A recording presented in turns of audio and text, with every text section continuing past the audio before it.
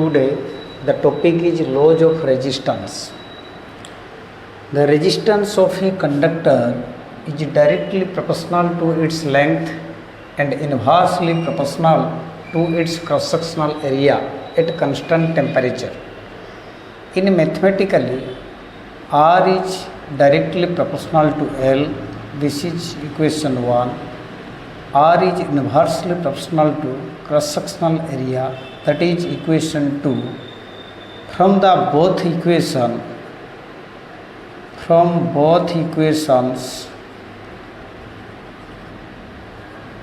we find R is directly proportional to L by A, or R is equal to rho L by A. It is rho and known as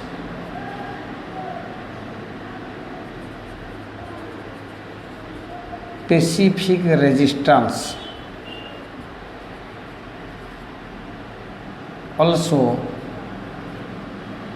proportionality constant.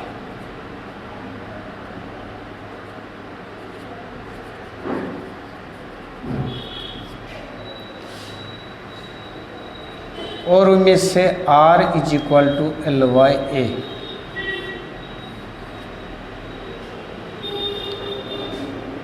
So what is specific resistance? From these equations we may say rho is equal to RA by L, or suppose say all are in one unit, like as 1 ohm, 1 centimeter square cross sectional area, length also 1 centimeter, that is equal to 1 ohm centimeter. So what do you mean by specific resistance? Specific resistance, in short SR. It is the opposition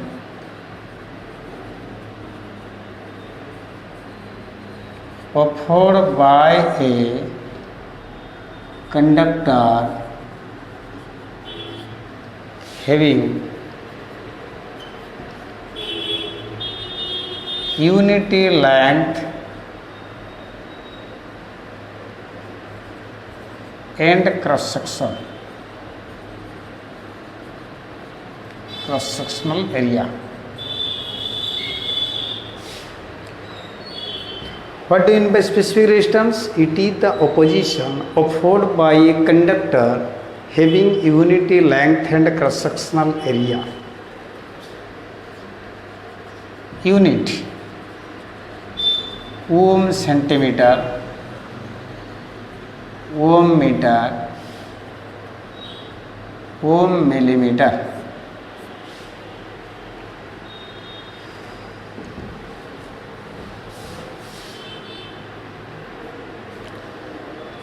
Factors on which resistance depend upon: number 1, length of conductor, means R is directly proportional to L, already discussed about it.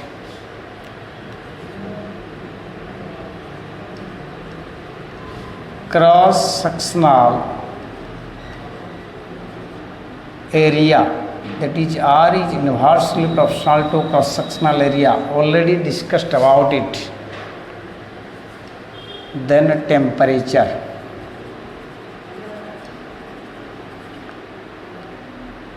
T. According to temperature coefficients, it depend upon 3 categories, like as some materials, they are positive temperature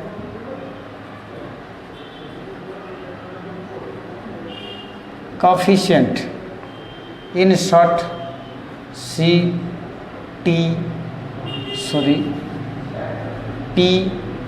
PTC, positive temperature coefficient. Some are negative temperature coefficient, NTC, negative temperature coefficient. Some are zero temperature coefficient, ZTC, zero temperature coefficient. Positive temperature coefficient means by rising the temperature, resistance rise, means R is directly proportional to temperature. R is directly proportional to temperatures. Example, all metal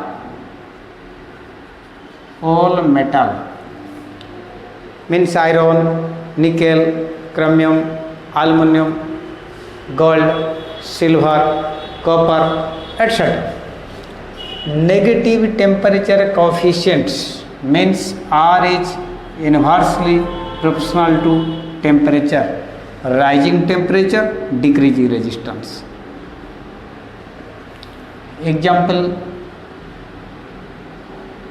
all non-metal means insulating materials, wood, plastic, bakelite, fiber, glass, etc. Zero temperature coefficient. Here R is constant, means rising or increasing or decreasing, the temperature resistance is always constant, means no effect is there on resistance of the conductor by increasing or decreasing the temperature at that time. Example, some zero temperature coefficient materials are arsenic, germanium, silicon, etc. Arsenic, germanium, silicon, manganese, etc. देखिए ये जो length of conductor, ये resistance length के साथ directly proportional to होता है। इसका cross sectional area resistance cross sectional के साथ इनवर्सली प्रोपोर्शनल टू होगा। टेम्परेचर, ये temperature according to temperature coefficients the materials the resistance of conductor also depends upon or divided in three categories, like as some are PTC means positive temperature coefficient, some are NTC means negative temperature coefficient materials are there, some are ZTC means zero temperature coefficient materials. The positive temperature coefficient materials, in that materials resistance is directly proportional to temperature. All metal category come in this group. Negative temperature coefficient, R is inversely proportional to temperature. By rising the temperature, the resistance of conductor decreases. All insulating materials, non-metals are come in this group, like as carbon negative temperature coefficient, wood, plastic, glass, paper, etc. Zero temperature coefficients, they are these materials by which increasing or decreasing the temperature no effect on resistance of the conductor. Some examples are arsenic, germanium, silicon, manganese, etc.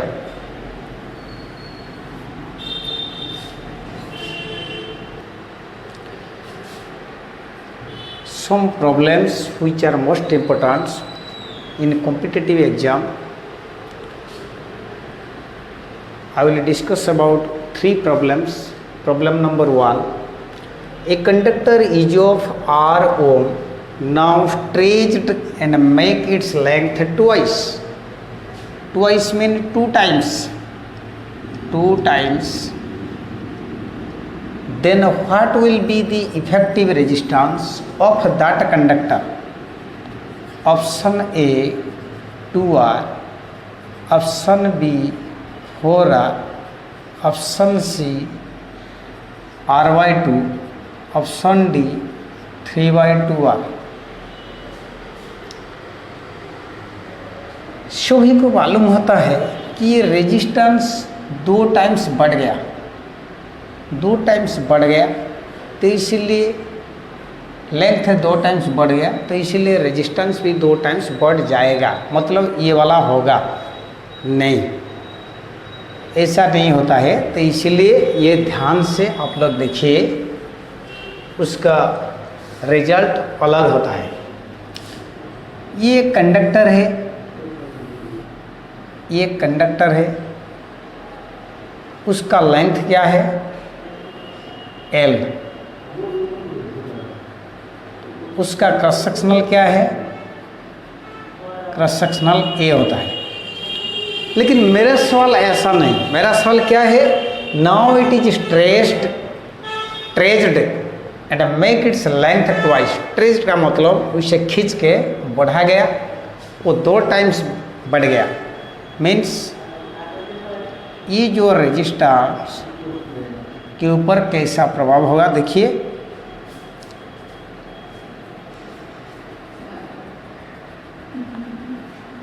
ये जो देखिए वो जो तार, उसका length बढ़ गया, ये डबल हो गया। मतलब अभी देखिए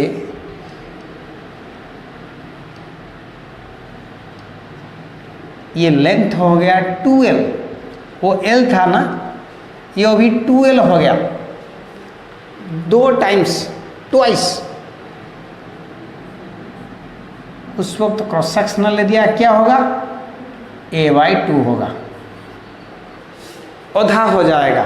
कैसा पता हुआ मुझे, देखिए ये ध्यान देना, हम जितना बड़ा करेंगे या जितना छोटा करेंगे, वॉल्यूम पर, उसका आयतन पर, वॉल्यूम पर कुछ भी नहीं इफेक्ट पड़ेगा। मतलब जो वॉल्यूम है, वॉल्यूम ये एक सिलिंड्रिकल शेप है, तो इसलिए volume is equal to length into area होता है। ये सिलिंड्रिकल शेप है ना, तो इसीलिए उसका वॉल्यूम लेंथ इनटू एरिया होना चाहिए, LA। इन शॉर्ट हम कहते हैं LA। वो जो LA, उसका पर कुछ भी नहीं इफेक्ट होगा, मतलब वॉल्यूम पर कुछ भी नहीं इफेक्ट होगा। हम जितना बड़ा करेंगे या जितना छोटा करेंगे, हम उसको मेल्ट करके एक गोला बनाएंगे, राउंड शेप बनाएंगे, तो उसके पर भी वो वॉल्यूम का कुछ नहीं इफेक्ट पड़ेगा, वॉल्यूम रिमेन अनचेंज्ड। इसे ध्यान देना। तो अभी देखिए ये लेंथ 2 टाइम्स हो गया, तो 2L हो गया, 2 टाइम्स बढ़ गया, तो मतलब ये एरिया आधा होना चाहिए, क्योंकि ये 2 कटने के बाद हमको LA ही मिलेगा, रिमेन कंस्टेंट्स। इसे ध्यान देना, सभी को मेरा एडवाइस है कि ये ध्यान देना, अच्छी तरह मैथमेटिकली प्रॉब्लम को समझना कि वॉल्यूम क्या है, आयतन, इसे कहते हैं वॉल्यूम। तो volume is equal to length into area, तो लेंथ L एरिया ए, तो एल ए पर क्या इफेक्ट पड़ेगा ना, कुछ नहीं होगा, ये रिमेन कंस्टेंट। तो इसीलिए ये जो 2L हो गया, ये एरिया आधा होना चाहिए, जैसा भी हो आधा होना चाहिए। तो इसीलिए 12 इंटू ए बाई 2 कट गया, तो एल रिमेन अनचेंज। समझ में आ गया? तो अभी देखिए क्या होगा ना, हमारा पहला जो रूल था R is equal to L by A, हम थ्योरी पढ़ने के समय बताए थे R is equal to L by A. तो अभी न्यू रेशियो क्या होगा ना, अभी लेंथ 2 टाइम्स बढ़ गया, तो इसीलिए 2L बाई ए क्या हुआ ना, आधा हो गया। तो इसीलिए 2L into 2 by a that is equal to 4L by a. हमको पता थे कि L by a is equal to R, L by a is equal to R, तो इसीलिए 4R। तो देखिए वही है रिजल्ट हमारे लिए 4R। Option B is right. हमको पहले मालूम हो रहा था कि 2R होना चाहिए, लेकिन अभी देखिए रिजल्ट क्या हुआ ना, 4R हो गया। कैसा ना, by putting this formula find the answer. Problem number 2, ये सवाल नंबर 2, a conductor is of R ohm now squeezed and make its length half, then what will be the effective resistance of that conductor? Option number 1, option A R by 2, option B 3 by 2R, option C 2 by 3R, option D R by 4। ये देखिए, ये एक तार है, conductor है, उसका length क्या था L, उसका क्रॉस सेक्शनल क्या था A। ये तार स्क्वीज्ड हो गया, स्क्वीज्ड का मतलब बड़ा से छोटा हो गया, and make its length half, आधा बन गया। तो जब ये आधा हो गया, मतलब ये लेंथ को छोटा करने से ये क्रॉस सेक्शनल एरिया बढ़ जाएगा, मतलब ये डायग्राम ऐसा ही हो जाएगा।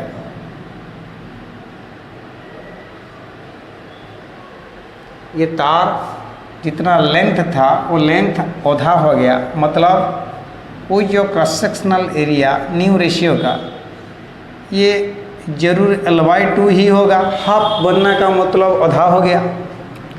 ये जो cross sectional area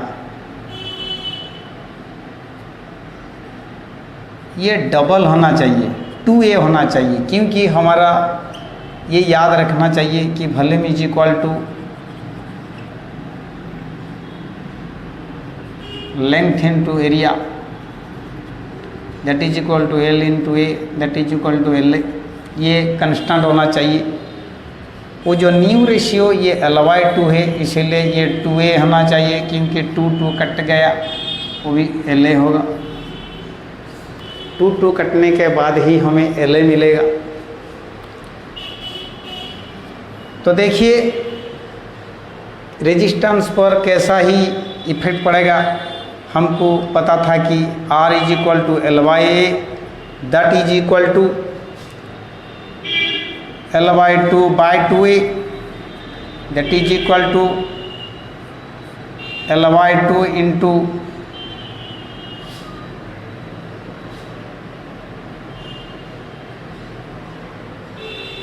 1 by 2A that is equal to L/4A that is equal to 1 by 4 L/A. L/A is equal to R, so 1 by 4R, और इनमें से R/4।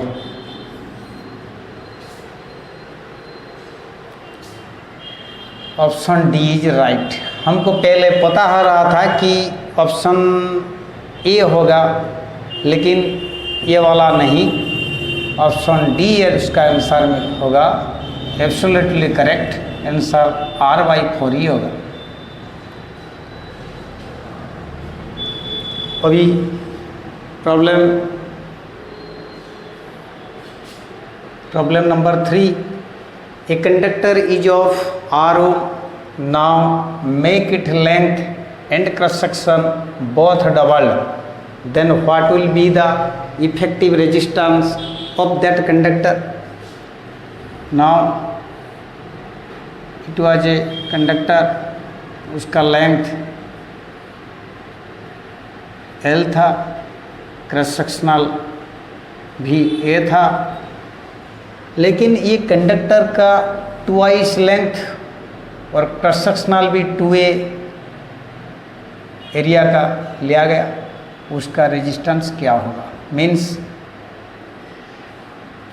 ये अभी 12 हुआ, ये क्रॉस सेक्शनल भी 2A होना चाहिए, क्योंकि हमारा सवाल है कि बोथ आर डबल्ड, लेंथ के साथ साथ वो क्रॉस सेक्शनल एरिया भी डबल हुआ। ये हमको ये भी सवाल होता है, क्वेश्चन कभी कभी आता है कि तो पहला क्वेश्चन में लेंथ ट्वाइस हुआ था, इसीलिए क्रॉस सेक्शनल एरिया आधा हो गया। क्वेश्चन नंबर 2 में क्रॉस सेक्शनल एरिया ट्वाइस हुआ, लेंथ आधा होने के कारण, तो मतलब लेंथ बढ़ेगा तो क्रॉस सेक्शनल कमेगा, लेंथ कमेगा तो क्रॉस सेक्शनल बढ़ेगा। लेकिन ये जो सवाल है ये both double, how is it possible, कैसे हो रहा। ये 1 मीटर तार था, अभी हम 2 मीटर लिए, ये 1 mm स्क्वायर का था क्रॉस सेक्शनल एरिया, हम 2 mm square cross sectional area लिए। तो दूसरा एक तार है, सेम मेटल है, नेचर ऑफ मटेरियल सेम है, लेकिन ये अलग होता है, लेंथ क्रॉस सेक्शन में डबल होता है। तो देखिए रेजिस्टेंस कैसे इफेक्ट हो रहा, R = L/A, लेकिन ये जो तार हमें लिए लेंथ 12, क्रॉस सेक्शनल भी 2A, तो मतलब 2L/2A होना चाहिए, 2 कट गया तो L/A that is equal to R, means remain unchanged. अर्थात मैंने ऑप्शन नहीं दिया अभी, सपोज ये option R, 2R, 4R, option D 3/2R, suppose ऐसा ही ऑप्शन दिया तो ये ऑप्शन A ही सही है, R रिमेन अनचेंज्ड, ये जो रेजिस्टेंस था वही रहेगा length cross section at a time बनने के बाद। देखिए ये शॉर्टकट मेथड क्या है, हम तो सवाल का सभी जवाब दे दिया, आपके सामने ही रखा, लेकिन हम कैसे चटापट में चुटकी में हम इसका आंसर दे सकते हैं ये भी सीखना चाहिए आप लोग को। तो पहले जो सवाल था, ए conductor is of RO, make it length twice, then what will be the effective resistance of that conductor। ये ध्यान देना है कि शॉर्टकट मेथड क्या है, 2n², ये मेथड वही फार्मूला याद रखना, 2n²।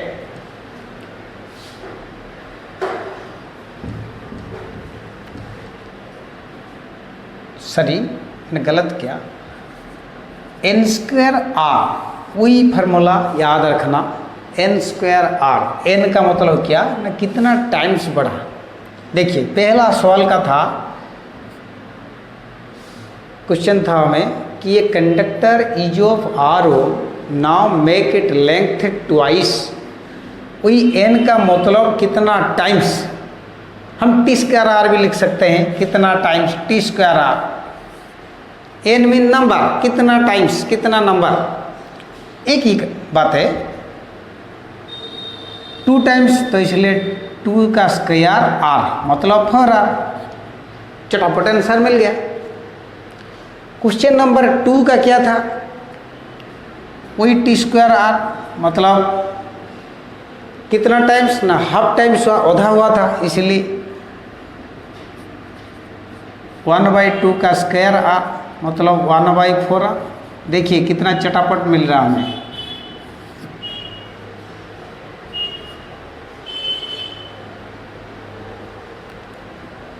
इधर जो मिला था ये बोथ डबल, तो इसीलिए वो जो टी स्क्वायर आर मतलब इधर ये काम नहीं करेगा क्योंकि ये बोथ बढ़ चुका है, तो इसलिए ये 2 कट गया, वही रिमेन कांस्टेंट। लेकिन पहला जो 2 उसके साथ यही फार्मूला पुट करना चाहिए। तो देखिए और एक क्वेश्चन सुनते सुनते ही आंसर हमको मिल जाएगा। सपोज से ए conductor is of 4 ohm, now stretched and make it length 3 times, then what will be the effective resistance of that conductor? Formula क्या है? टी स्क्वायर आर, तो कितना टाइम से 3 टाइम्स बढ़ गया। 3 टाइम्स मैंने कहा वो आर का वैल्यू क्या है 4 ohm, 3 square 9 into 4 ohm that is equal to 36 ohm। वही कंडक्टर का रेजिस्टेंस क्या होना चाहिए? 36 होना चाहिए। और एक एग्जाम्पल लीजिए, ए conductor is of A conductor is of 9 ohm, now squeezed and reduced its length 1/3 times, then what will be the length of that, what will be the effective resistance of that conductors? क्या कहा मैंने? वो जो तार था 3 times 1/3 times कम हो गया, मतलब 3 था सपोज 1 हो गया, 9 था 3 हो गया। T square that is equal to T का मतलब 1/3 1/3 हो गया, 1/3 का स्क्वायर। आर का वैल्यू कितना है 9 ohm that is equal to 1/9 into 9 ohm that is equal to 1 ohm हो गया। मतलब a conductor is of 9 ohm, now squeezed and make its length 1/3 times 1/3, then what will be the effective resistance of that conductor? By putting the formula T square R, 1/3 means reduced length R square into 9 ohm that is equal to 1/9 into 9 ohm, 9 cut गया 1 ohm हो गया। कितना चटापट में answer निकल रहा है देखिए। ये कॉम्पिटिटिव एग्जाम में बहुत काम में आएगा। ये 3 जो सवाल प्रॉब्लम 1 2 3 का हम जवाब इधर दिए, तो ये मस्ट इम्पोर्टेंट क्वेश्चन है आप लोग के लिए, कॉम्पिटिटिव एग्जाम में ही आएगा। बहुत सारे एग्जाम में ऐसे ही आएगा, हम चटापट ऐसे ही आंसर निकल सकते हैं। 15 से 20 सेकंड में हम ये कर सकते हैं, सवाल का जवाब दे सकते हैं, इसे ध्यान देना चाहिए। Thank you.